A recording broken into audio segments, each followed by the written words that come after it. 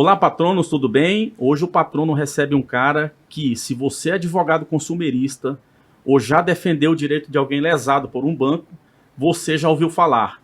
Daniel Benvenuti está aqui, advogado, professor, defensor ferrenho da advocacia, que luta por quem ninguém quer ouvir. O papo hoje é sério, estão chamando advogado de predador, mas esquecendo quem morde primeiro. Vamos nessa? Tudo bem, doutor? Rapaz, tá sempre bem. Eu acho que toda vez que a gente tem a oportunidade de falar de direito, de discutir em alto nível com gente que se preocupa de fato com o que a gente está vivendo, o que a sociedade vive e tudo que a gente passa, acaba sendo um dia interessante. Acho que ganha a advocacia, ganha o direito, ganha a educação, o ensino jurídico. A gente precisa ter a oportunidade de conversar sobre esses temas, porque, como você disse na tua entrada, às vezes a gente é esquecido. E toda vez que a gente é esquecido, toda vez que silenciam o advogado, você silencia a própria sociedade. E, sobretudo, quando silencia o advogado de consumo. O advogado do consumidor acaba sendo uma barreira entre a barbárie que as grandes corporações fazem e o povo pobre, o povo vulnerável. E quando eu falo dessa pobreza, não é só pobreza econômica. Às vezes é pobreza intelectual, às vezes é pobreza cognitiva, às vezes é pobreza de internet. A gente não tem o acesso de informática e a comunicação adequada. E essa falta de capacidade tem como consequência uma violência. A gente vive na sociedade, infelizmente ou felizmente, essa sociedade é uma sociedade de ditadura de consumo. E a ditadura do consumo faz com que nós sejamos estimulados a consumir cada vez mais, e aí aparecem as armadilhas, porque quando a gente é estimulado a consumir, alguém que está vendendo ou está te propondo a venda acaba sendo metendo os pés pelas mãos, ultrapassando o teu direito. E quem que vai te proteger? Aí é que está a grande história. Eu acho que essa é a grande barreira que a gente precisa enfrentar. E para essa conversa eu também convidei a doutora Cristiane Quirino, advogada que atua na área de direito consumidor, direito bancário. Muito obrigado pela oportunidade, doutora. Eu que agradeço, e assim, eu já venho acompanhando o trabalho do doutor Daniel, né? Eu estou lá no grupo da Associação Infiltrada, eu acompanho tudo porque tem sido um trabalho em prol da advocacia geral.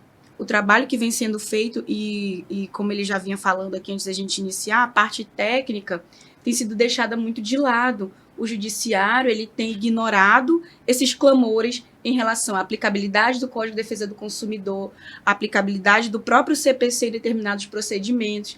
Então, a gente tem aí visto a luta constante de muitos advogados em busca desse direito. E a gente tem mais um outro problema, como ele mencionou agora. A falta de informação do consumidor é o que tem deixado de lado, assim, muitos direitos e prejudicado até mesmo o nosso trabalho. Porque às vezes eles chegam até nós com uma situação muito precária, seja com problema envolvendo instituições bancárias, qualquer dano no consumidor, mas ele não tem provas suficientes. Porque ele não sabe como requerer, às vezes não sabe nem a funcionalidade do GOV. Então a gente está lidando aí com um problema social muito grande. Interessante essa questão do ônus da prova. Mesmo com a inversão, né? Existem temas que cabem ao consumidor, infelizmente a questão de algum documento e tal, tudo mais. Doutor, tem uma coisa que está me deixando encabulado, né? Tem advogado entrando com uma ação para defender o direito do vulnerável, do hipossuficiente, e sendo taxado de predador, né? Muitas vezes a pessoa ganha um salário mínimo, tem 2 ou 3 empréstimos consignados. Está tudo virado de ponta cabeça. O que o senhor acha disso? Isso é mais comum do que a gente imagina, meu amigo. Eu acho que essa ideia, assim, eu só vou discordar da crise em um pequeno detalhe. Eu acho que essa estrutura não é necessariamente uma estrutura de nós contra eles, não é a advocacia contra o poder judiciário ou o judiciário que se nega a fazer. Na verdade, eu tenho construído muito, eu sou filósofo da linguagem e eu tenho construído muito a partir da filosofia da linguagem uma semiótica que eu tenho observado o mundo, observado o problema, especificamente o problema das relações de consumo. Eu tenho visto que a sociedade, hoje em dia, ela clama por algumas responsabilidades. Inevitavelmente, como vivemos em uma sociedade do capitalismo de consumo, há o dono do capital, e esse dono do capital é quem movimenta essa massa.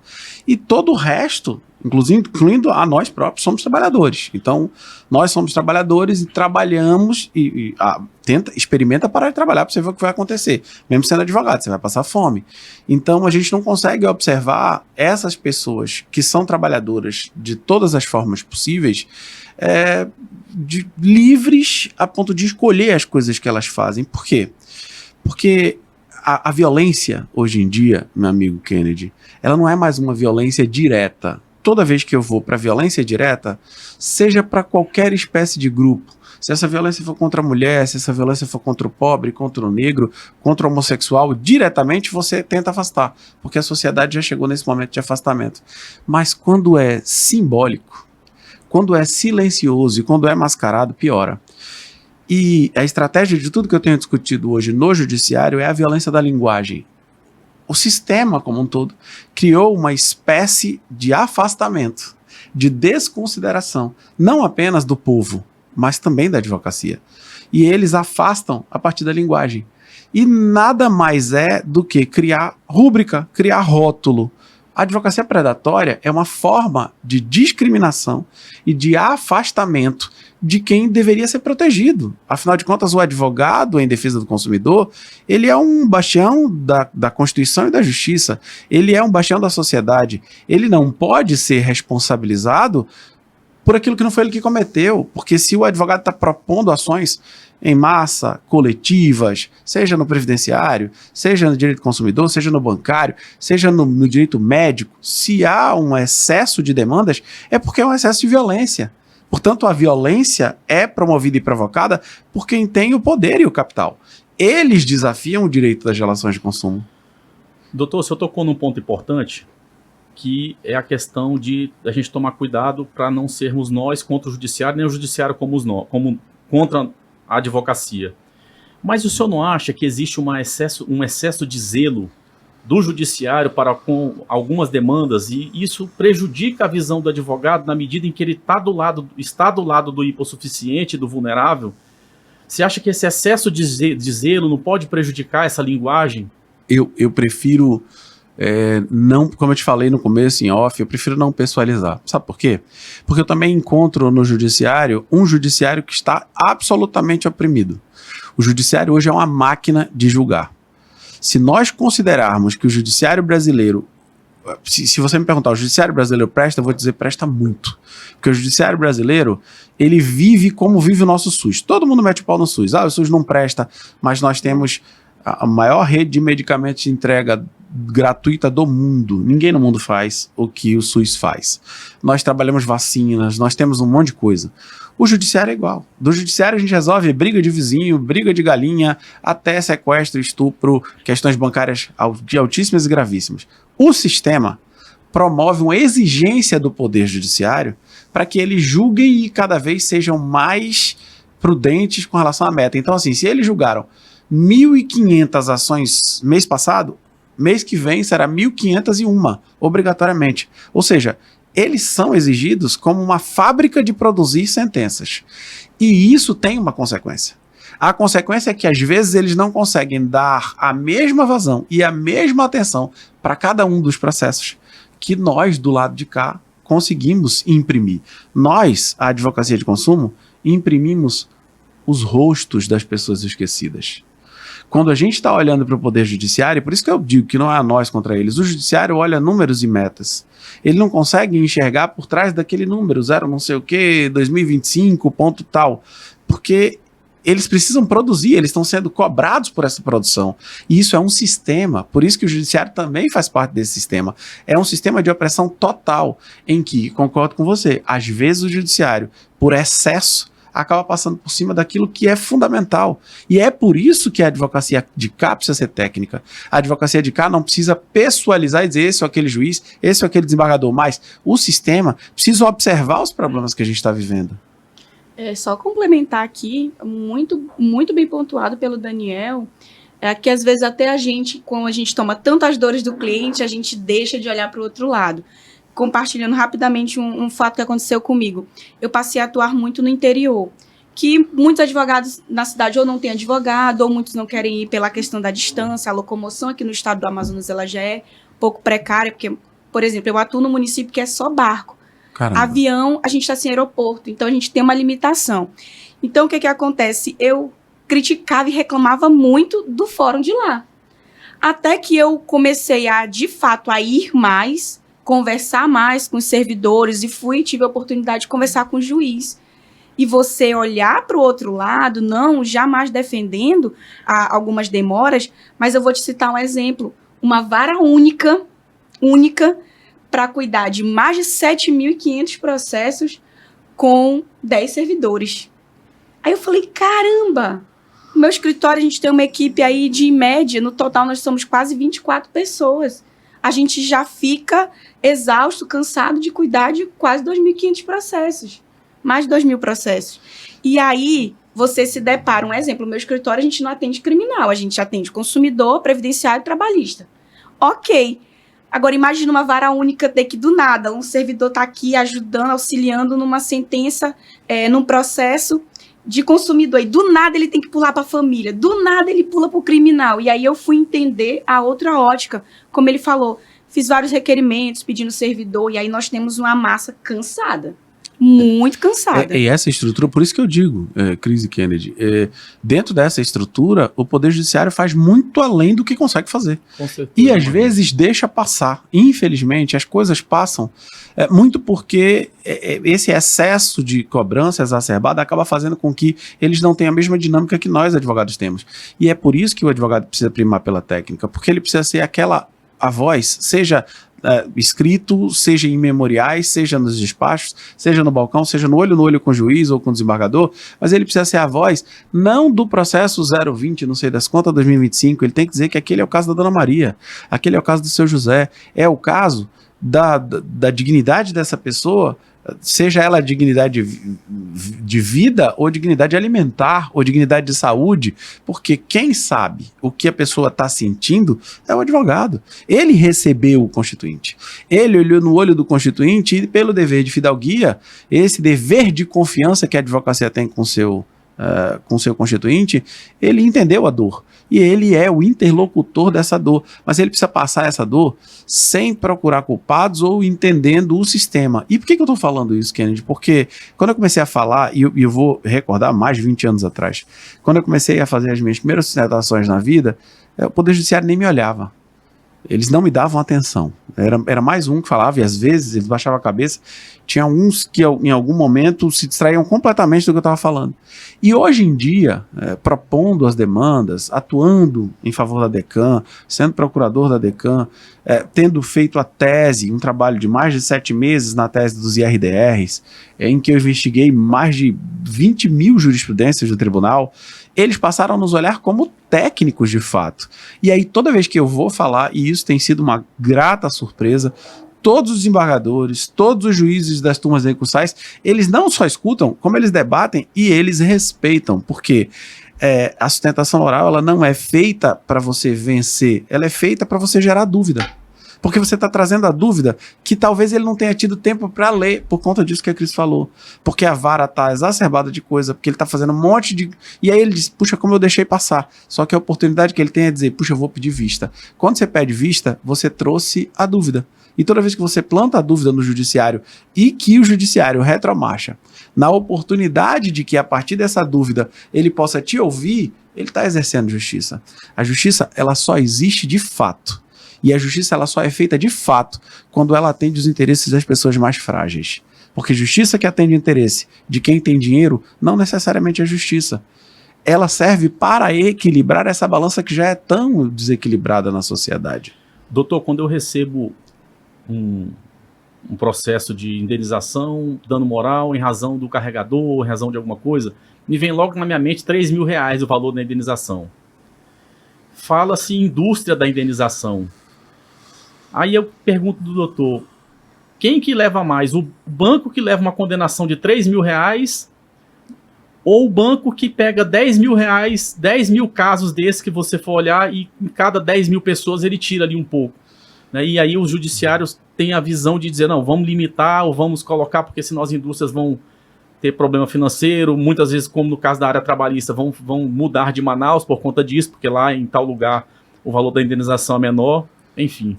Desculpa. Fica à vontade. Tu fizeste a pergunta para o Daniel, mas eu vou rapidinho fazer um breve comentário em relação à indenização, porque eu ouvi a justificativa de um juiz, porque eu fui despachar com ele, protocolei a demanda da cliente, uma senhora idosa, estava recebendo assim, menos de R$500 e tinham 8, detalhe, ela é analfabeta, e tinham 8 seguros na conta dela, né, determinada instituição financeira. E ela nem sabia, e ela não sabia ler o extrato. Atendi, fomos no banco requerer os contratos, não entramos com a demanda. E o juiz condenou 10 mil de dano moral. Aí eu falei, cara, isso é no interior. Eu falei, geralmente em Manaus a gente tem aquela média de 5 mil, porque já é uma coisa assim padrão. E aí ele comentou comigo, ele disse, Cris, doutora, né, ele me chamou, doutora Cris, Cristiane, é o seguinte, eu dei 10 mil porque é o que eu espero que o banco seja condenado. Por quê? Porque em busca de bater metas, eles tornam essas pessoas financeiramente vulneráveis. Tem gente aqui que não chega aqui no judiciário, que não tem como contratar um advogado, sem dinheiro para comer. Esses 10 mil, para ele, vai fazer diferença, vai ser aplicado o cunho punitivo e o banco vai sentir na pele. Por mais que ele recorra, que é direito dele, mas eu vou fazer minha parte. E aí a gente conversou outras coisas e eu pensei, falei, nossa, que bom que tem juiz que pensa assim. Porque ele disse, todas as minhas sentenças que eu vejo, não tem comprovação, a pessoa é vulnerável, porque para o interior, eu vejo diariamente a realidade do interior, tem gente que não tem R$30 para pagar uma fatura de água e a água é cortada. Mas você vai lá na conta, tem um desconto de um seguro de R$30, que para mim pode não fazer diferença esses R$30, mas para ele... Perfeito. Só que aí é como o Daniel, que eu acompanho o trabalho dele, eu estou na Decam e assim... foi um trabalho muito, muito, muito bem feito, muito estudado, assistindo às sustentações orais, tu briga muito com relação ao dano moral, justamente por isso, de não ser ali que o cliente tem que provar. Porque como é que eu vou provar que aquela pessoa precisa dos R$30? Isso. Qual é a forma? Não existe. Então, é esse cuidado, essa parte técnica que tem sido feito por muitos advogados que está beneficiando todos nós. Então, a gente tem que trazer todo esse apoio nesse sentido. E eu acho que a resposta para a pergunta do Kennedy o estudo serviu muito para isso, Kennedy. Sim. O estudo me mostrou que o Bradesco tem, eu vou falar especificamente porque o IRDR é Bradesco e uma causa. Só para as pessoas que nos assistem, que não têm noção do que o CPC, o Código de Processo Civil Brasileiro, foi alterado em 2015 e ele trouxe a possibilidade de que nós tivéssemos a inserção de modelos de julgamentos coletivos. E esse modelo de julgamento coletivo se deu pelo IRDR e pelo IAC, são 2 expedientes. IRDR é uma possibilidade em que eu pego muitas causas iguais, tiro uma dessas causas, julgo essa causa e reverbero desse julgamento para todos os demais. A Decam entrou com amicus curiae no tema 7 e no tema 8 e eu tive a grata satisfação, o enorme prazer de fazer os estudos. Então eu montei uma equipe a par do meu escritório, passou 7 meses essa equipe fazendo pesquisas com a utilização de inteligências artificiais e nós garimpamos manualmente 20 mil jurisprudências do Tribunal do Amazonas. Você foi o precursor disso tudo. Eu não tenho dúvida disso. Eu acho que foi muito importante você ter entrado nessa foi o diálogo é importante, porque eu também ouvi os colegas.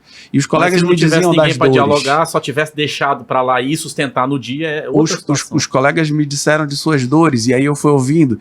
E aí, para ficar mais legal, eu ouvi inclusive um ex-advogado do próprio banco que passou 15 anos atuando no banco. E ele me disse exatamente quais eram os anseios e quais eram os riscos. E, portanto, eu consegui mapear, Kennedy. Quem é o Bradesco? Ele é um banco de 77 milhões de correntistas no Brasil, que representa 10% das demandas nacionais no país.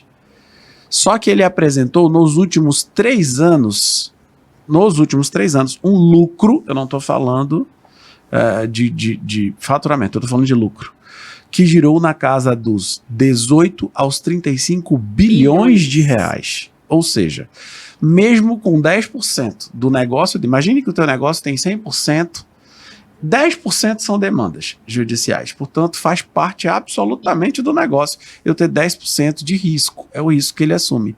Mas mesmo com risco de 10% de ações judiciais contra o meu negócio, eu ainda tenho 90% de lucro na possibilidade dessas ações judiciais. Então, vale mais a pena eu consertar ou vale mais a pena eu pagar as indenizações? Essa é uma reflexão que ficou muito clara. E aí, por que essas indenizações são desse jeito? E aí eu vou dizer novamente, não são nós contra eles, não se trata dessa circunstância. É o próprio sistema. A legislação brasileira tem um limitador.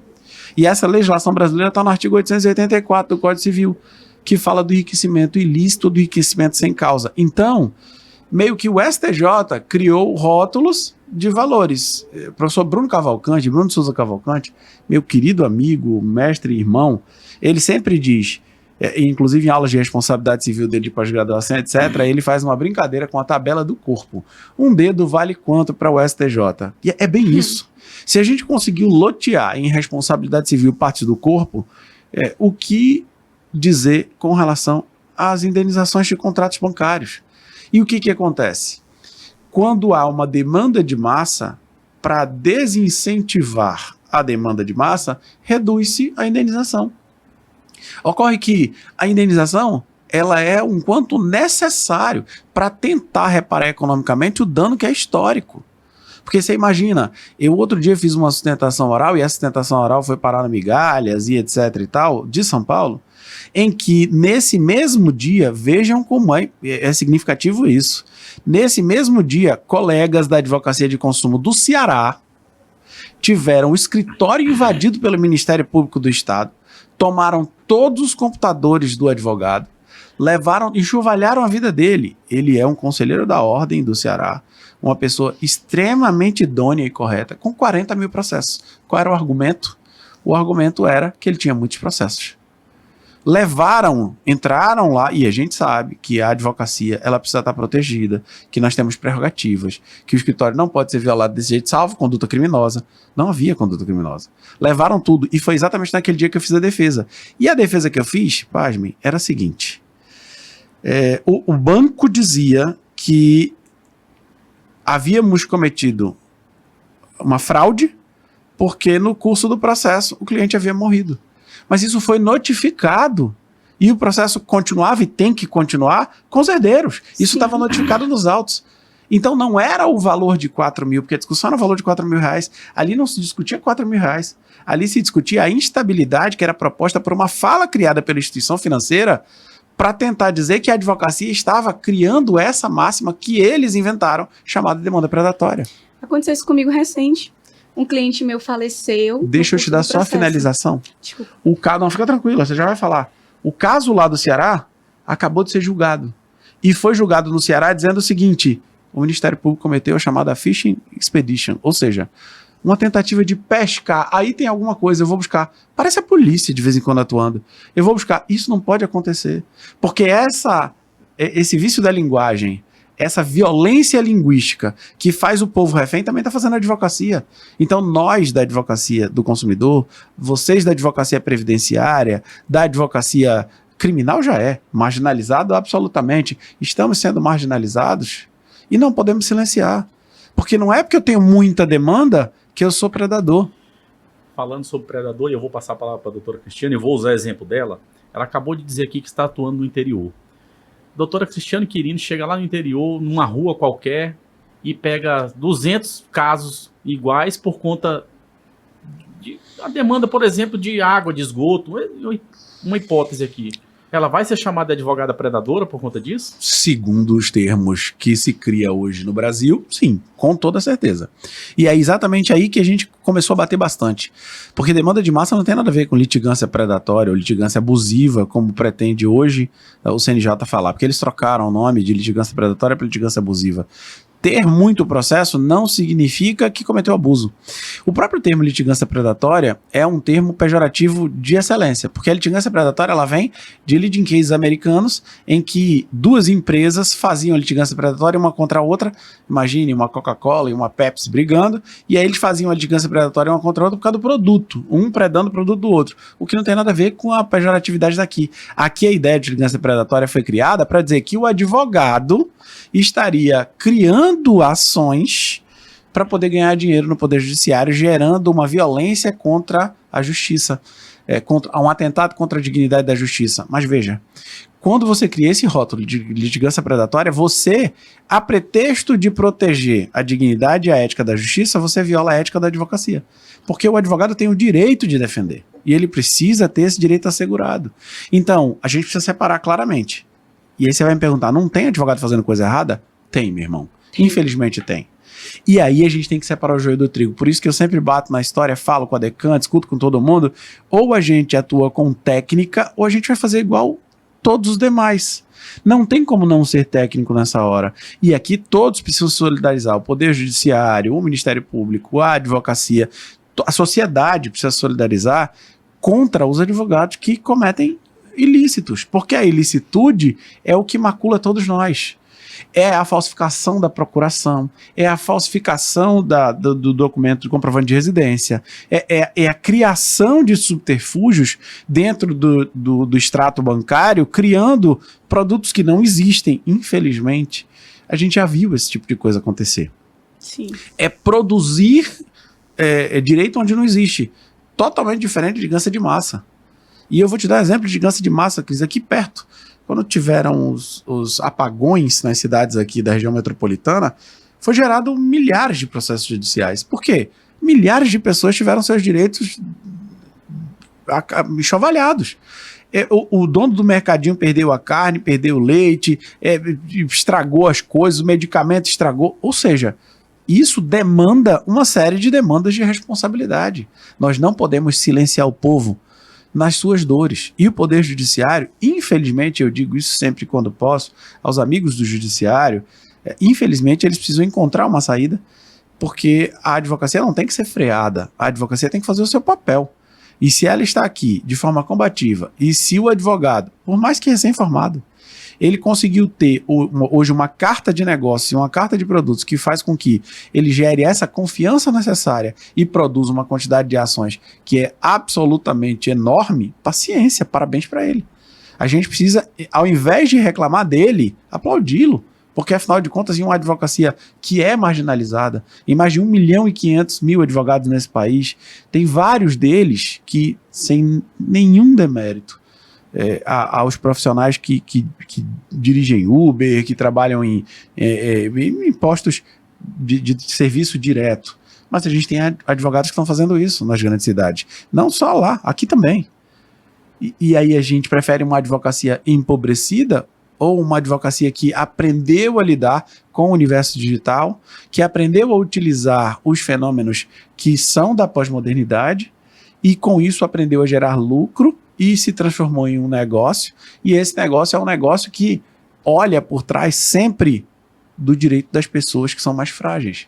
Porque eu não tenho só o hipossuficiente, que é aquele natural, aquele que às vezes não tem dinheiro para fazer as coisas, mas eu tenho o hipervulnerável, aquele que é idoso, aquele que é neurodivergente, aquele que tem problemas de deficiência visual, de deficiência cognitiva, deficiência intelectual, o analfabeto funcional.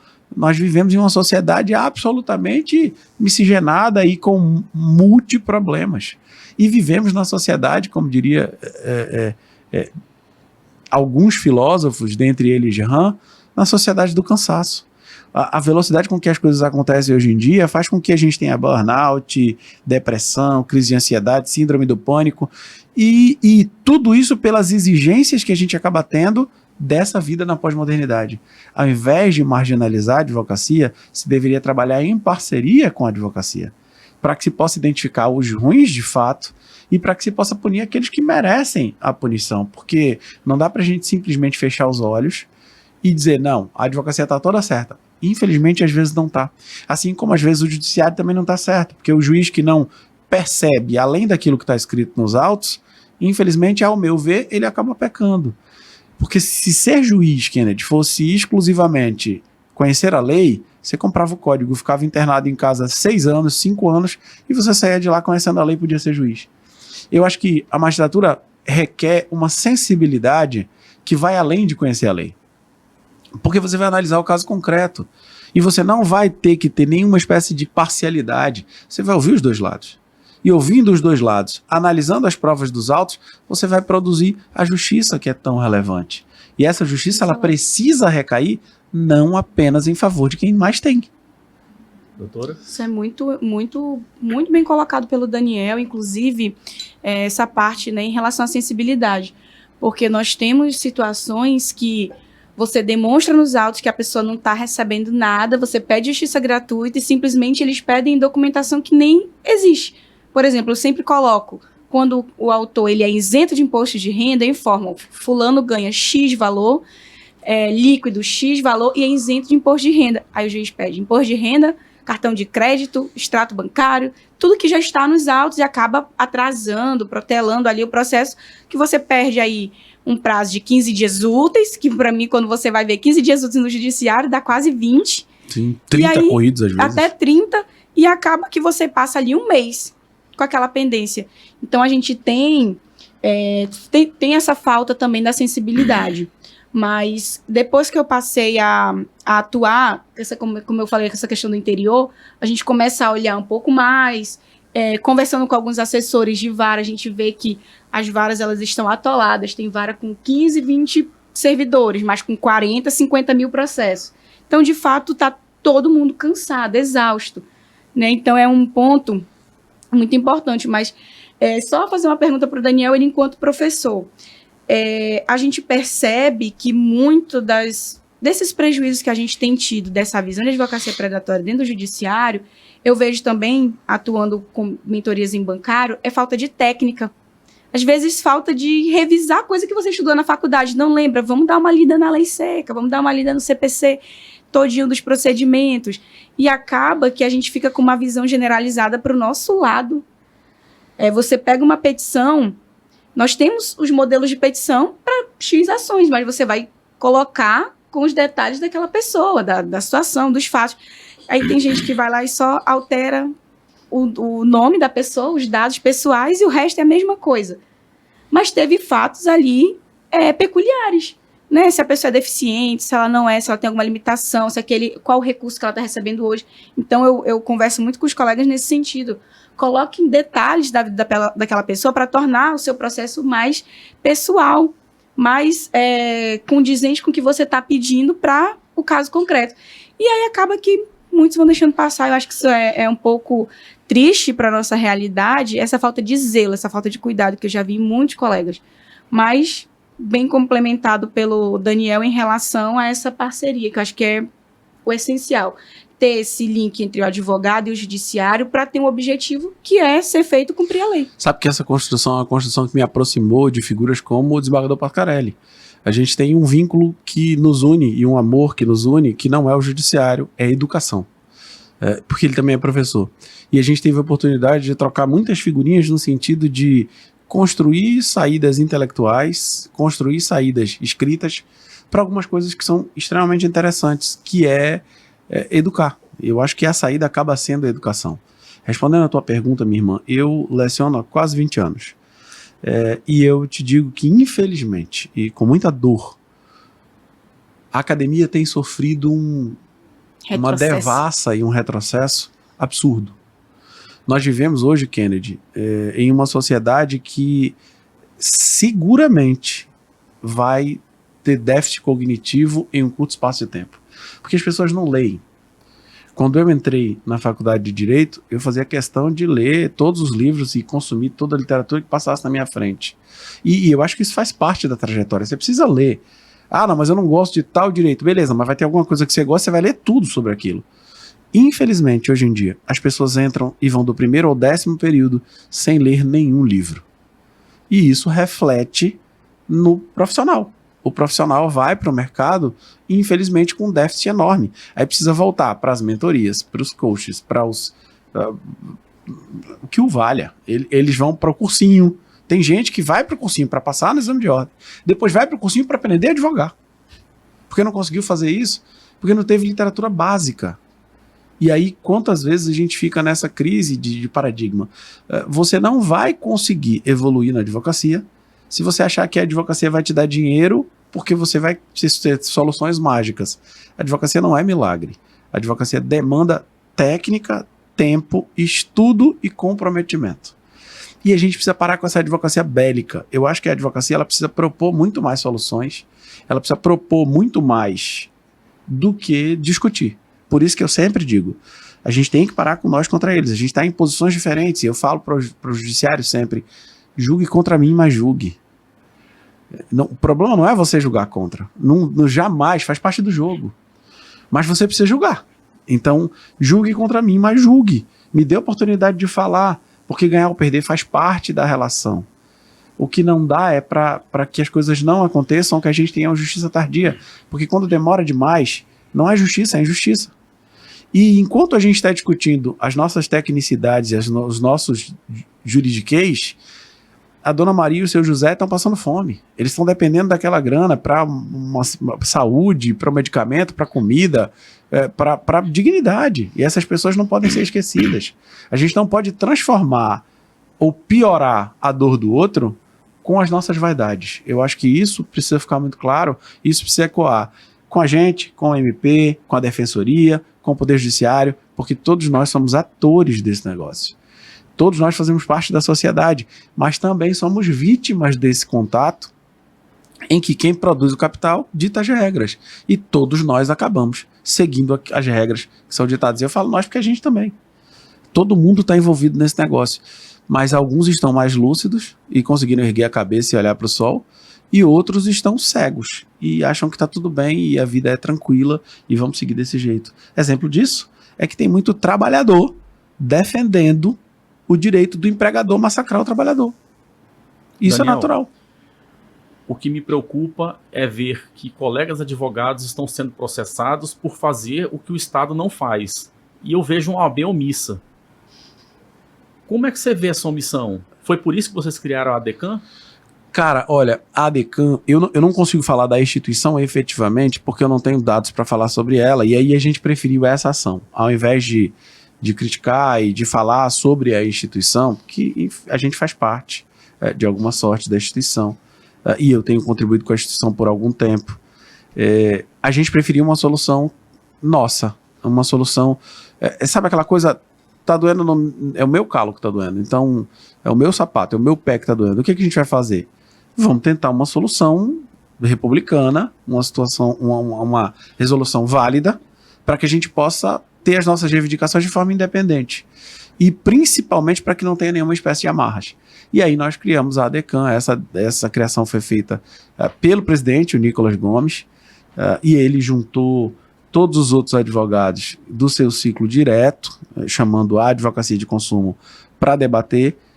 Alguns desses fizeram parte da fundação e são os diretores da ADECAM, e a partir de então eles fizeram um convite para que eu pudesse vir ser o patrono, em homenagem aqui ao patrono, para que eu pudesse ser o procurador, e eu aceitei com a proposta de que a gente pudesse fazer algo diferente, algo baseando-se completamente em técnica, sem qualquer espécie de argumento outro que não fosse um argumento da tecnicidade de alto nível, do estudo aprofundado do direito, das propostas, para que a gente não seja mais um pedinte com um pires curvado à justiça. Então, a gente traz muito mais soluções para discutir com a justiça e muito mais possibilidade para que, a partir dessa solução, a jurisprudência seja construída por nós todos. Eu sempre disse, não é o juiz que faz a jurisprudência. Quem faz a jurisprudência é a advocacia. O advogado leva a tese e essa tese é ou não encampada pelo Poder Judiciário. E hoje, eu com muito orgulho posso dizer para vocês que eu diria que 99% das minhas tentações orais, até quando eu perco, a gente faz jurisprudência, porque todo mundo discute. Outro dia, eu parei para fazer uma sustentação, e eu não sei se vocês sabem, tem 15 minutos a sustentação no tribunal e 5 minutos a sustentação nas turmas recursais, e eu passei 1h30 discutindo tese com os julgadores.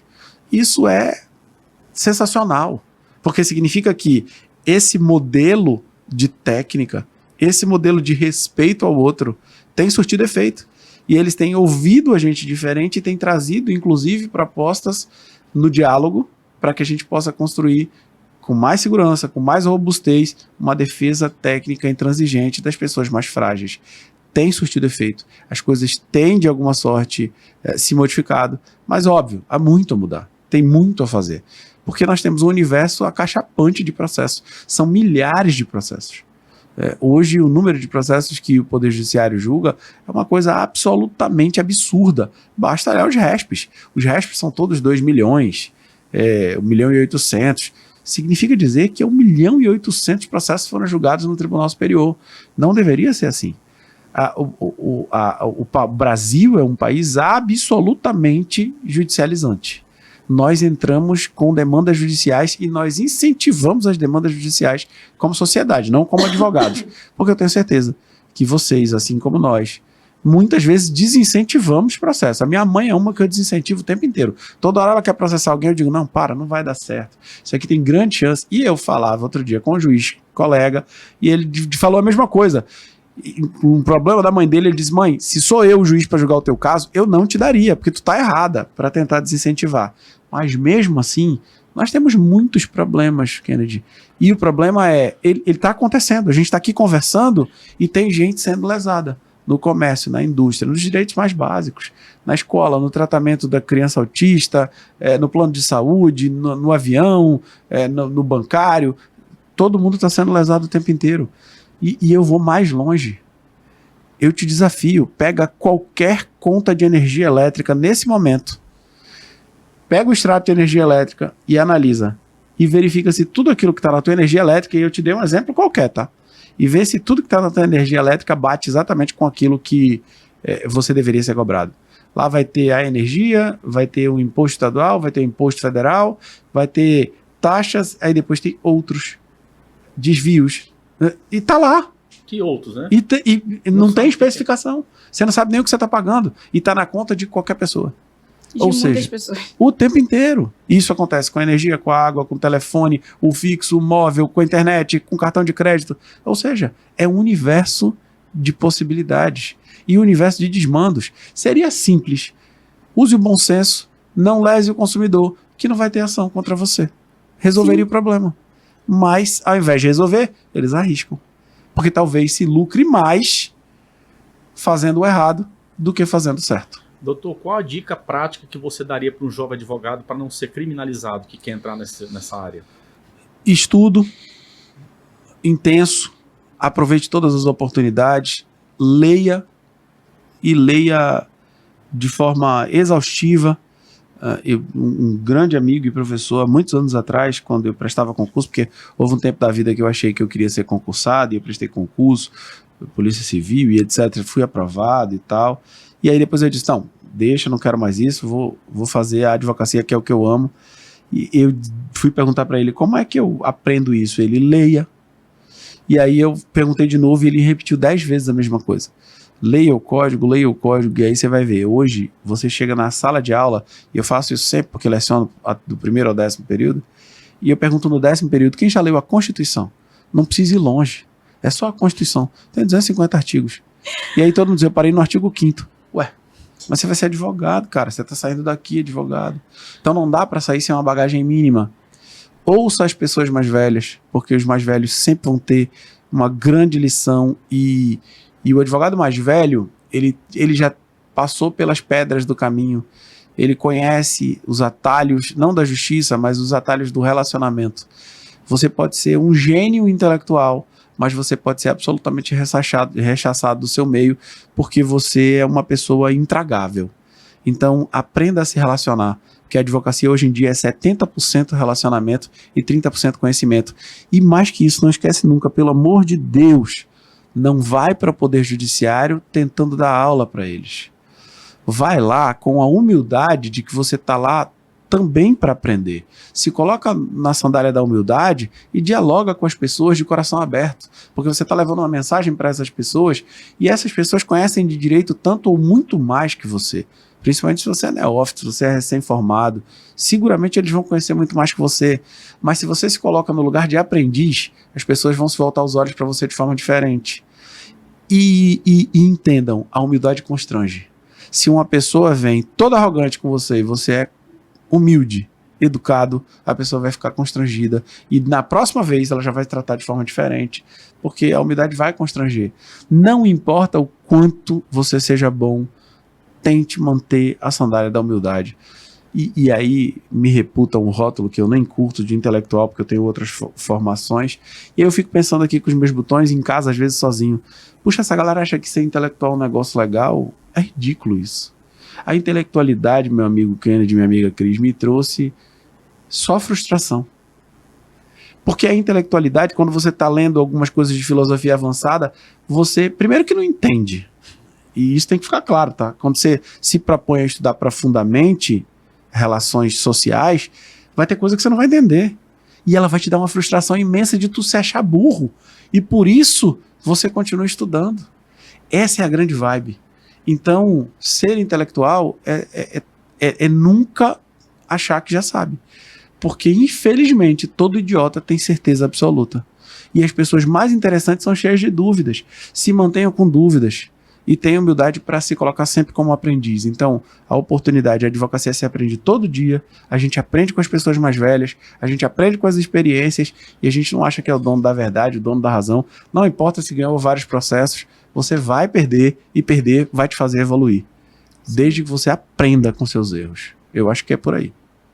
Doutor, e o direito bancário está causando esse problema todo também? Como é que tá? É porque, assim, a gente sempre falou do direito bancário muito ele dentro do consumidor. Ele está ali linkado até porque a legislação mesmo prevê que os processos que envolvem direito bancário, eles são amparados pelo Código de Defesa do Consumidor. Mas, assim, como eu passei, como o Daniel falou, né, na faculdade eu amava criminal. Não, o negócio era criminal. Trabalhei no sistema prisional e foi aí que a ficha caiu. Eu falei, eu não quero mais saber disso, eu vou procurar um outro rumo. E aí foi quando eu encontrei o direito bancário, e aí eu fui estudar, de fato, o direito bancário, em relação às instruções normativas. Eu estou estudando muito sobre essa fraude que tem envolvido o INSS com as instituições, as entidades associativas. Inclusive, não sei se você sabe, doutora, não sei se você sabe que a ADECAM fez a petição adjuntada de amicus curiae na ADPF, promovida pelo presidente da República, 1236 ADPF, que pediu a suspensão de todas as ações judiciais contra o INSS. E eu já estou com as minhas ações suspensas. Todas as ações foram suspensas, porque eles fizeram um grande acordo, a AGU e etc., para que não houvessem ações judiciais contra a União. E nós, óbvio, nos insurgimos imediatamente, estamos lá com um pedido de amicus curiae para celebrar a sustentação oral no STF. A relatoria, salvo o melhor juízo, é do Alexandre de Moraes. Mas a gente está atento quanto a isso, porque a ADECAM entende que não é uma solução crível travar a advocacia. A advocacia tem que ter o direito, até porque eu não consigo colocar um patamar. Então quer dizer que gera um prejuízo nacional, e aí depois desse prejuízo nacional eu digo, tá, desculpa, eu errei, eu vou te devolver o dinheiro, mas não vai devolver mais nada? Ali, dever indenizatório, com certeza, e frear esse dever indenizatório acaba freando também o direito da advocacia. Por isso que a gente pretendeu contribuir, mais uma vez, como amicus curiae, já se habilitando no processo, pedindo habilitação, porque a gente não teve deferida essa habilitação ainda, mas já cumprindo nosso papel institucional, já nos colocamos a serviço da sociedade para trazer um pouco dos motivos pelos quais a gente entende que a advocacia não tem que ser freada. Ou, você quer fazer acordo? Beleza, você faz acordo, mas faz esse acordo em juízo, considerando também as verbas indenizatórias, porque há um dano. Imagina, você está falando de pessoas pobres, você está falando de tirar um pouquinho daquela pessoa que vive de BPC, que vive de benefícios de aposentadoria que já são tão poucos e tão minguados, e você retira ali R$50, é comer ou não comer em determinados dias. Sim. Não é possível que isso não tenha um caráter de ato ilícito. E tem mais um detalhe. Eu tinha várias ações, né, contra essas associações, porque a gente tem aí, dentro do INSS, a gente tem os termos de cooperação entre elas, sendo que, em sua suma maioria, dessas que estão envolvidas, elas não estavam aptas a atuar dentro do INSS. Elas não estavam lá autorizadas, não tinha o termo, porque o INSS ele emite uma relação de todas as entidades associativas que estavam lá permitidas a atuar junto a ele. Só que, como que essas empresas, essas associações, elas entraram para fazer o desconto? Tinha uma responsabilidade do INSS e tem, que é o que estão querendo aí retirar, mas eu vejo que é totalmente inviável. Vou te dar um exemplo dessas entidades, muitas nem existem aqui. Muitos contratos que chegaram dentro dos processos que eu tenho em curso eram contratos fraudulentos. Sim. Vou te dar um exemplo. Você pega o contrato que foi supostamente assinado digitalmente. Não tem os requisitos do ICP Brasil. Aí mais um outro detalhe. O e-mail de autenticação é o e-mail da associação, não é o e-mail do consumidor que supostamente contratou. E aí, os pedidos administrativos que estão sendo supostamente autorizados a ser feitos, eles negam quando existem provas da sua contratação. Só que como que a gente vai questionar essa contratação se as ações estão suspensas? Perfeito. É uma coisa sem lógica. E aí eu vejo, os clientes chegam lá no escritório, doutor, a ação dele foi suspensa. Como é que fica? Eu não recebi. Aí eu vou ver no processo, até mesmo dentro agora do INSS, que liberaram, alguns disponibilizam o contrato é totalmente fraudulento. Você vai pegar a geolocalização. Eu tenho um agora que a geolocalização de assinatura foi no Paraná e meu cliente mora aqui. Coitado, foi no máximo até Iranduba. O cara nunca foi no Paraná. Há uma tese nossa de outubro do ano passado em que eu assinei junto com 6 advogados, um do Ceará, um das Alagoas, um do Paraná, um outro de Brasília, de uma ação coletiva que hoje está correndo nas Alagoas, na Justiça Federal das Alagoas, em que o valor da causa gira em torno de 6 bilhões, que é uma ação coletiva que, uma vez julgada, e se passarmos por esse período de discussão dessa DPF 1236 e ficar definido, estabelecido que há indenização, essa ação ela pode repercutir para todo o Brasil favoravelmente às pessoas do INSS, porque ela é contrária, ela é anterior à DPF, e ela tem teses que, inclusive, os juízes federais que receberam já estavam acatando aquilo que estava sendo falado, porque a lesão, a gente já apontava em outubro, novembro do ano passado, essas lesões. E a gente apontou coletivamente a partir de uma associação das Alagoas, porque um advogado das Alagoas discutiu, nós fazemos doutorado juntos, e aí resolvemos escrever e fizemos a tese, essa tese está em curso, e, óbvio, agora suspensa por conta da DPF, esperando a decisão da DPF para ver qual será o caminho. Mas, infelizmente, ninguém mais pode entrar com ação. Sim. Ninguém entra agora e todo mundo que entrou está suspenso. Isso, e aí tem mais aquela questão. Por exemplo, a falta de informação completa sobre como vai ser feita a análise. O cliente ele acha que ele entrou e já vai receber no dia seguinte, fez o pedido, não é. A gente percebeu muita deficiência de informação por parte do próprio INSS. Primeiro ponto, o sistema é um sistema totalmente falho. Lá foi feito um termo de cooperação de que todas as instituições permitidas a fazer consignados a partir de 2021, ela teria que juntar o contrato que o cliente firmou com a instituição e que foi incluído lá no INSS. Esse contrato não é juntado. Tenta baixar, você consegue baixar 1 em 1 milhão. Mas e aí, quando o cliente ele chega até a gente reclamando daquele desconto que ele não conhece, que ele não fez, que ele não recebeu, como é que a gente prova? O Instituto Nacional de Seguridade Social ele está precário há bastante tempo. Nossa, há muitos anos. Se você procurar qualquer agência aqui, você vai ver que às vezes ele só anda porque tem estagiário. Sim. Infelizmente. Sim. E aí, ao invés de procurar solucionar um problema institucional, eles estão tapando. Porque o que acontece? Eu até brinco, quando conversando com os meus alunos, essa fraude que foi descoberta, que já está aí há muitos anos, ela é só a pontinha do iceberg, porque a gente tem as fraudes que envolvem as instituições bancárias, como, por exemplo, as fraudes na portabilidade de empréstimo, as fraudes nos refinanciamentos, que é campeão, que eu vejo, e eu vejo porque eu tenho dentro do escritório, eu faço esse parâmetro estatístico por meio dos meus sistemas. Cliente que pagou, um exemplo, os empréstimos eles eram limitados a 72, aí aumentou para 84, agora 96. O cliente contratou empréstimo 84 vezes, aí ele pagou 50 parcelas, mais da metade, aí ele recebe um troco de R$200, o empréstimo volta para 84 parcelas. Sim, normal. E isso é ilegal, né? A gente tem feito um trabalho contábil para isso, mas você vê que passa, você vê que não é nessa acompanhado. origem, é nessa mesma métrica, nessa dinâmica que os RMCs e os RCCs nascem. Isso. A pessoa vai lá e tá precisando, coitadinho, de um trocado e vai pedir para a instituição financeira, bancária, fintech, o que seja. Vai pedir o dinheiro, eu te empresto, vou te dar o dinheiro. Vai lá e bota o dinheiro na conta dela, mas não explica como. E aí faz um cartão de crédito, esse cartão de crédito nunca aparece, essa pessoa fica no rotativo do cartão com juros sobre juros, sobre juros, sobre juros e tá lá pagando, já tá pagando há 5 anos e ainda tá devendo a vida toda.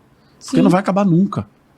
E ela não sabe nem o que ela fez. Por isso que eu costumo dizer, a grande violação que nós temos hoje no direito bancário é a violação de um dever de informação.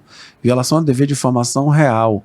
Quando eu discuti sobre isso e fiz a sustentação, e inclusive fiz a sustentação contrapondo o Isaltino Barbosa, que é um cara que eu gosto muito, que advoga para o Bradesco, e eu coloquei exatamente isso. Eu disse, no Mora Crédito Pessoal, no IRDR do Mora Crédito Pessoal, eu disse, aqui a gente não está discutindo a relação mutuante-mutuário. Essa relação existe no empréstimo.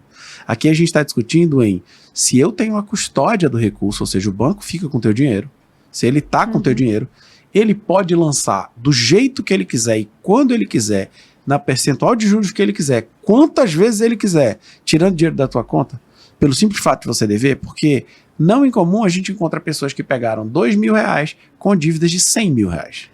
Isso é natural. E são pessoas que ganham um salário mínimo. Sim. E essas instituições fazem isso e a gente aplaude dizendo, não, mas isso aqui é uma relação mutuante-mutuário? Não, isso é anatocismo. Isso é anatocismo. Isso é considerado contravenção penal se for feito por outra pessoa que não é instituição financeira. Ou seja, é agiotagem. Sim. Qual é a diferença?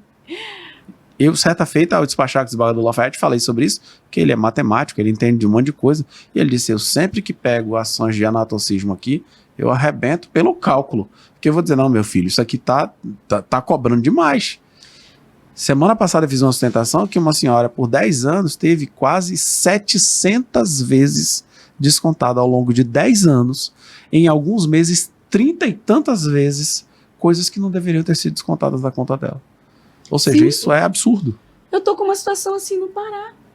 A minha cliente, ela teve desconto de mora de crédito, mesmo depois de quitado, e detalhe lá, o que, como ele bem mencionou, o que ele está discutindo é, por exemplo, no caso do de mora, é a comprovação da relação contratual, só que o contrato ele já era quitado e eles alegavam resquícios e nem mencionavam sequer o número do contrato. Nada, não existe. Ela teve de desconto, inclusive a filha dela é advogada, uma grande parceira de trabalho, mas ela não atua no direito bancário, ela é previdenciária, e ela me trouxe a situação. A mãe dela teve mais de 500 mil descontado. Mais de 500 mil reais descontado em 4 anos. E deixa eu te falar de uma outra coisa. Agora, os contratos quase todos são contratos digitais. Só que eles pegam o contrato de abertura de conta corrente, com a fotografia da abertura da conta corrente, e colocam para justificar todas as outras rúbricas que eles Sim. botam lá. Ou seja, mesmo. é como se fosse o mesmo... E tem pior, tá? Na telecomunicação, nas telefonias, nas telefônicas, quando você vai reclamar, não tinha contrato, não tinha nem a foto, eles dizem, espera aí que eu preciso fazer uma foto para atualizar o cadastro. Aí eles pegam aquela mesma foto e colocam lá como a contração de dívidas dentro da tua conta de telefone. Ou seja, as violações são as mais variadas possíveis. E aí quando a gente para olhar, não, mas espera aí, tinha foto. Espera aí, filho, tinha foto para quê? Porque eu preciso que essa assinatura dê ciência inequívoca à pessoa. E se essa pessoa é hipossuficiente? E se ela é hipervulnerável? Porque o sistema, Kennedy, ele já afasta a pessoa hipossuficiente de cara, mas o hipervulnerável, o velhinho, a pessoa com dificuldade visual, baixa acuracidade visual, dificuldade auditiva, essas pessoas elas são marginalizadas pelo sistema. Porque as letrinhas são miúdas, eles não vão conseguir ler. O tecladinho escondido ele não vai conseguir fazer. Ele já é um marginalizado social. E ele é a principal vítima dessas pessoas. Por isso que toda vez que eu sustento, eu começo sempre falando quem é o sujeito. Para colocar de um lado Davi e do outro Golias. Não tem o que discutir. De um lado é um pequenininho, é um esquecido. É um que a sociedade, o Estado e, por vezes, o Poder Judiciário esqueceu. Maravilha. Muito bem colocado. É muito bom a gente compartilhar essa troca com pessoas que vivem realmente e praticam advocacia. Né, a gente vem, eu estou lá no grupo da Decan, a gente vai sempre acompanhando tudo que é discutido, tudo que é falado, e a gente vê que a parte de quem advoga de fato, que tem essa obrigação de trazer essa inovação, essa informação, a questão da linguagem, nossa, a gente está se deparando com advogados degladiando contra o judiciário, e a união é como o Daniel falou, se a gente não se unir, esse problema ele não vai ser reduzido. Não vai ser solucionado para de eterno, mas ele vai ser reduzido. Lógico. E aí a gente precisa realmente parar, olhar e otimizar o nosso tempo. Evitar petições longas, encher muita jurisprudência, como tu mesmo falou, ser mais técnico. Eu acho que a gente precisa otimizar tanto o nosso tempo quanto o tempo do judiciário. Nós precisamos ser urbanos também, né, Cris? Eu acho que está faltando mais urbanidade. Está faltando urbanidade, está faltando a gente olhar para o advogado da outra parte, não como inimigo, e sim como um colega que está fazendo o papel dele. Ele está lá só desempenhando o papel dele, que pode ser o seu, porque amanhã você pode estar advogando por outro lado. Sim. Então, sem intrigas, óbvio, isso não significa subserviência. E aí, outra dica que você me falou para o jovem advogado: não seja subserviente a juiz, a promotor, a delegado, a ninguém. Pare de bater palma para as autoridades públicas. Você precisa bater palma a quem tem mérito, não importa se é autoridade pública ou não. Tem muita gente da advocacia produzindo conteúdo de alto nível. O que você precisa fazer é ter respeito. Sim. Respeitar. Urbanidade, hombridade, vai fazer com que você tenha um convívio nessa atmosfera, mas ser incisivo. Porque quando precisa falar mais firme, quando precisa falar mais grosso, você precisa falar. Não pessoalizando o problema. Não é nunca contra as pessoas, é sempre contra o problema, contra o desmando. E aí você consegue destacar. Eu tenho feito muito isso, por exemplo, eu tenho sido muito procurada por instituições para fazer acordo em processo. Muito bom. E aí ele me traz propostas assim ínfimas, eu falo, olha, doutor, não vou aceitar, mas a minha contraproposta é X, por isso, por isso, por isso.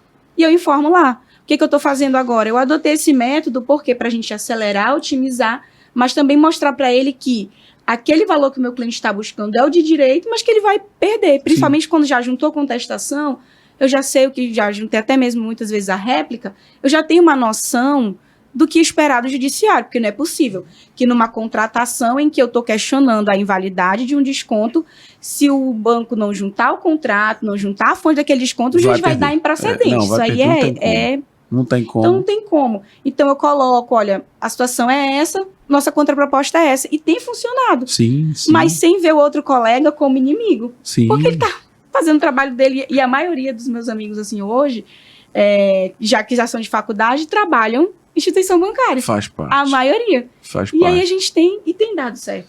Porque a gente otimiza tempo. É muito difícil você sair da faculdade com a coragem de empreender, porque a gente não tem a cultura de ser empreendedor. Ao contrário, você sai querendo ser empreendedor, vão dizer que você vai perder dinheiro, vai fazer besteira, você vai se lascar, e aí vai trabalhar ganhando pouco, por ações, e trabalhando feito condenado, enriquecendo o dono do capital, e que sempre que tem oportunidade posta nas redes sociais os jatos, os navios, os carros novos, enquanto infelizmente, advogados de piso são marginalizados, com salários de estagiário. No meu escritório tem estagiário que ganha mais do que advogados em certos escritórios grandes. Ou seja, a gente precisa também ter coragem para dar um passo. E empreender. Como é que você vai crescer na advocacia? Quando você aprender a empreender. Mas sabe um ponto, Daniel, que é basicamente o que a gente conversou aqui num todo. Eu percebo que a maioria desses colegas, eles se medem profissionalmente pelo que eles oferecem. Porque, por exemplo, quando eu sempre sonhei advogar, nunca pensei em fazer concurso, eu sempre falo, desde criança, que eu me entendo por gente, eu sonhei em ser advogado. Então eu estudo muito, e é um constante aprendizado, mas porque eu quero ser uma profissional de excelência, não para dizer que eu sou melhor do que ninguém, mas porque eu quero saber, eu gosto de aprender. E aí hoje eu vejo muitos colegas em cursos e mentorias, quando eu vou dar aula, é muito material para estudo. E aí muitos colegas estão viciados em modelo de peça. Sim. Cara, isso me dá um negócio assim no coração. Por quê? Porque você dá um modelo para você ter um norte, para a pessoa ter ali um direcionamento. Mas de resto ela vai produzir, ela vai atualizar. Não. Aí a pessoa vem, eu fiz só conforme o modelo. Mas e o caso concreto? Hoje a pessoa já compra o curso perguntando assim, vai ter modelo de peça? Vai, mas você vai estudar e você vai aprender a estruturar. Porque não é receita de bolo que você vai lá e vai fazer sempre igual, porque cada caso é um caso. E hoje se criou esse vício, que é me deixar atacada, é esse negócio de, eu só faço se tiver modelo de peça. Meu Deus! E não com a dá. inteligência artificial piora muito. Sim. Que hoje, além do modelo de peça, eles vão para inteligência. E aí? Sendo que é um comando para lhe auxiliar, não para fazer o seu trabalho. Infelizmente. Muito, né? E Eu fiz um modelo de peça, dei uma olhada para ver como é que era, o direcionamento de um recurso foi totalmente errado. A jurisprudência desventa, e né? a lei, às vezes, eles não conseguem, eles não têm. A inteligência artificial ainda não tem essa capacidade de fazer essa busca ativa. Por isso que, no trabalho que a gente fez do IRDR, eu tenho 13 inteligências artificiais no meu escritório. Elas captaram a jurisprudência, mas foi o ser humano que foi um por um olhar cada jurisprudência, corrigir, né? E selecionar conferir, né? cada uma, lançar num banco de dados para depois a inteligência só compilar. E aí é muito interessante, depois se você quiser eu te mostro. Você entra em milhares de... Eu fiz 3 anos seguidos. Aí você passa assim e descobre, quero ver como é que o desembargador João Simões está julgando. Aí tu clica. Quando você clica, já aparece a decisão dele no ano que você quer sobre aquele tema. Ficou Até eu fiquei muito curiosa legal. agora. Ficou muito legal. Foi um negócio bem bacana mesmo. Quando a gente apresentou, o pessoal ficou encantado. Os desembargadores pediram. Todos os gabinetes receberam, porque eles confrontaram com o pessoal do Numoped e tal. A época era o Dr. Aldrin, que era o coordenador do Numoped. A gente fez um bate-bola extremamente interessante, porque o nosso banco de dados alimentou também o banco de dados deles, porque era a base do banco de dados deles. E eles olharam e disseram, caramba, por essas, eu posso te dizer que as mulheres do Tribunal de Justiça julgam historicamente melhor e mais providencial em favor do consumidor. Porque nos últimos 3 anos de análise, a gente pôde perceber que elas são absolutamente pró-consumidor, talvez por conta da sensibilidade feminina, olhando para o problema e se condoendo com o problema muito mais que os homens. Então, isso Sim. trouxe uma perspectiva interessante para a gente. Considerações finais? Meu amigo, foi um prazer enorme estar com vocês. Assim, eu estou à disposição para quando a gente puder fazer, sempre que for necessário, para a gente poder discutir, construir, contribuir. Eu acho que o grande lance é contribuir. A gente não pode se omitir, porque quem passa na vida em brancas nuvens ou quem fica em cima do muro acaba se perdendo. Mas a gente precisa ter um propósito. Eu acho que para mim foi extremamente satisfatório, porque o patrono me trouxe a oportunidade de discutir um pouco o que a gente tem feito e sair um pouco dessa mesmice de ataques e etc. A gente falou sobre tudo, a gente apontou responsabilidades, mas a gente também se colocou como responsável desse negócio, que a mudança ela passa por nós para chegar em algum lugar. Então acho que a gente tem que assumir a responsabilidade e tenha certeza que com o tempo essa espécie de pensamento vai constranger quem faz diferente. Porque é aquela máxima, a educação e a humildade, elas sempre vão te levar para um caminho diferente. Estamos à disposição, obrigado pela oportunidade, Cris, obrigado, Kennedy. Toda vez que chamar, sempre que quiser, estamos aí. Eu que agradeço a oportunidade, tenho acompanhado seu trabalho e vi que você faz a diferença, isso que me chamou a atenção. Eu sou fã, não fiquei na minha frente não, mas eu acompanho, né, fazendo parte da ADECAM, assim, eu acompanho, não tem reuniões presenciais ainda, a instituição ela tem trabalhado muito, né, visível o trabalho do Nicolas, juntamente com a diretoria. Deixa eu te dar um spoiler. Mas não tem. A gente vai fazer um congresso. Nesse congresso a gente vai filiar todas as pessoas que quiserem na ADECAM, e esse congresso pressupõe a existência de vários grandes nomes de consumeristas do Brasil. A gente pensa em Vasco Vasques, uma coisa assim, para que a ADECAM tenha essa expansão, e aí a gente passa a ter reuniões, discussões, fóruns de debate, porque o objetivo é crescer todo mundo coletivamente. Está sendo encampado, não passa do fim do ano, essas coisas vão acontecer. Boa. E assim, é um trabalho que tem sido feito que eu vejo como pró-advocacia de fato, principalmente para a gente que atua na parte consumerista. Então, assim, a gente tem que não só pregar, mas praticar essa união. Que é muito fácil a gente falar, olha, a advocacia tem que se unir, vamos juntos. Mas quando chega na hora da prática, aí vem a questão do ego, eu não vou me juntar com fulano, eu não vou me juntar com ciclano. A gente tem aquela coisa, eu não falo com fulano porque ele anda com ciclano, eu não gosto do ciclano, tem muito essa coisinha. Então é perda de tempo. A gente tem esse problema. Olha, por exemplo, eu não gosto de um monte de gente. Aqui eu vou citar o meu querido amigo Luiz Albert. Toda vez que eu falo uma idiotice, ele diz: isso é pensamento de liso. Deixa de ser idiota. A gente não tem que se agregar pessoas, a gente tem que unir. Ou seja, Pensamento de liso, velho. talvez essa seja a grande contribuição das cabeças que pensam diferentes. Sim. O Albert mesmo disse que eu super maltratava ele quando eu era presidente do TED. Eu disse: eu não te maltratava, cara, eu só não queria te receber pessoalmente, porque senão ia parecer um negócio que eu tava tentando privilegiar alguém. Uhum. E aí eu recebia sempre quando tinha várias pessoas, nunca sozinho. E hoje ele entende, ele sabe que não tinha nada, mas ele me zoa dizendo: eu tava pra cair minha mão de tanto botar palminha nas coisas que tu fazia. Eu disse: Olha deixa aí, de ó, onda. Luiz Albert, eu te entendo. Deixa de onda. Mas é porque é muito trabalho. Então, assim, eu gosto muito de ouvir os colegas que já estão há mais tempo. Eu e o Kennedy, a gente troca muita figurinha, a gente conversa muito dessas dificuldades, né? Mas eu tirei meu AB em 2022, eu sou só um peixinho no meio desse mar, uma sardinha. Mas já tá bem, né, minha irmã? Graças a Deus. Mas é isso, a gente se dedicar, porque empreender realmente não é fácil. Eu não tenho nenhum parente advogado, assim, minha família é muito humilde do interior, vim do interior, por isso que eu gosto muito do interior, de atuar. E um trabalho que eu venho fazendo lá, fora a advocacia, é levar informação. Eu paro, converso, eu ensino, eu explico, a gente vai nas rádios levar informação, porque não é... O que acontece hoje? Qualquer coisa que você vá fazer para levar informação, muitos colegas, ele não olha aquilo como uma função social sua enquanto advogado. Ele olha, tá captando cliente, tá querendo ganhar cliente. Não é... por exemplo, a minha família, a minha avó é analfabeta, meu avô era analfabeto. E no interior, boa parte das pessoas sabem somente assinar o nome. Mas, Cris, captação de clientela não é problema, tá? Você pode captar. Não, a própria legislação diz isso. Mas a pessoa, ela te julga. Por quê? Porque ela não vê que você está fazendo um trabalho além daquilo. Exatamente. Além daquilo. Então, isso é um ponto muito ruim, muito negativo. Inclusive...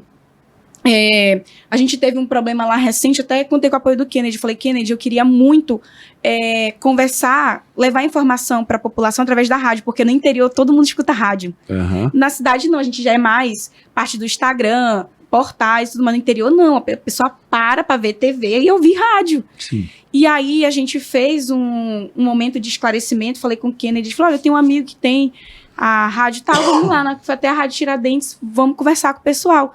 Nossa, muita gente procurando só para ter informação, não tinha um determinado direito para requerer juízo, nada. Mas expliquei a importância do GOV. Então, acho que isso é muito também da nossa função enquanto advogado. Não é apenas o intuito de representar alguém no judiciário, ou representar numa demanda, seja extrajudicial, mas levar informação. Porque quanto mais pessoas esclarecidas, são menos pessoas lesadas. Aí tem gente que diz assim: mas aí não vai ter processo. Vai, porque... Não para. Acredite, a humanidade não para de errar.